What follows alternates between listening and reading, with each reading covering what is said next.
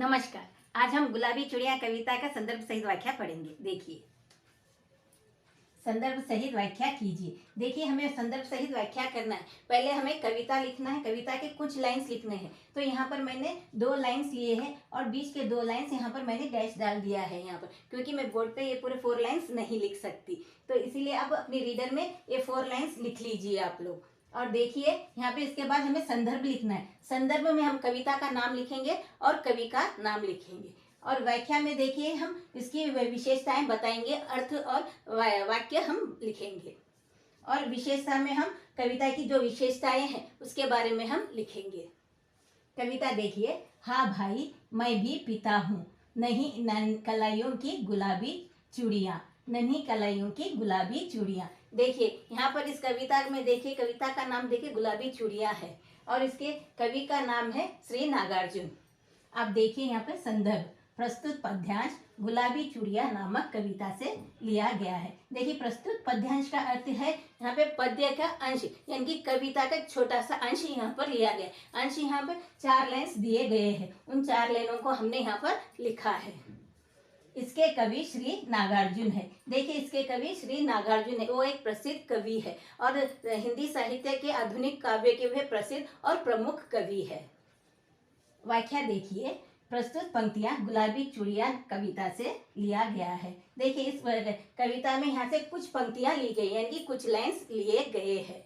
यहाँ पर देखिए, इस कविता में हमें यहाँ बताया गया है कि जब कवि ड्राइवर से कहते हैं कि हाँ भाई, आखिर में मैं भी एक पीता हूँ, बस यूं ही आपसे पूछ लिया, वरना कौन पसंद करते छोटी छोटी कलाइयों की गुलाबी चूड़ियाँ। यहाँ पर देखिए, प्रस्तुत पंक्तियों में देखिए, सर पहले जब ड्राइवर आता है, ड्राइवर कविता में जो ड्राइवर है वो बस चलाता है, प्राइवेट बस चलाता है वहाँ, और वहाँ धीरे से आरंभ एक स्टॉप के पास रुकता है वहाँ। तब कवि बस पे चढ़ते हैं और देखते हैं कि वहाँ पे ड्राइवर की गियर के पास वहाँ पे कुछ 4 गुलाबी चूड़ियाँ टंगी हुई है। तो उन्हें कोई थोड़ा शक होता है, संदेह होता है, तो वह ड्राइवर से पूछते हैं कि तुमने ये चूड़ियाँ यहाँ पर क्यों टांग रखी है। तब वहाँ ड्राइवर बताता है, बड़े प्रेम से अपनी बेटी को याद करते हुए वह कवि को बताते हैं कि ये तोहफा मुझे मेरी बेटी ने दिया है, बड़े ही प्रेम से मुझे दिया है। मैं कितना उसे समझाता हूँ उसे यहाँ से हटाने के लिए, मगर उसकी बेटी नहीं मानती है। वह चाहती है कि ये अमानत उसके पिता की आंखों के सामने रहे।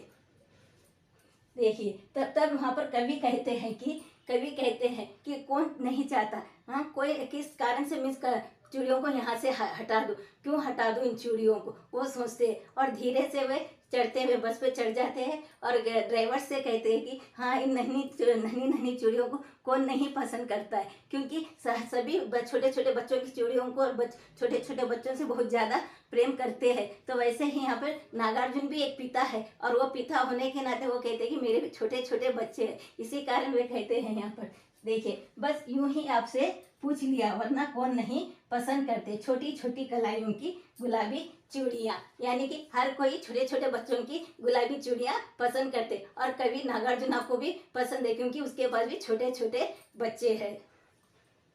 देखिए, विशेषता देखिए, इस कविता में बहुत ही सुंदर ढंग से पिता और बेटी के प्रेम और वात्सल्य को दर्शाया गया है।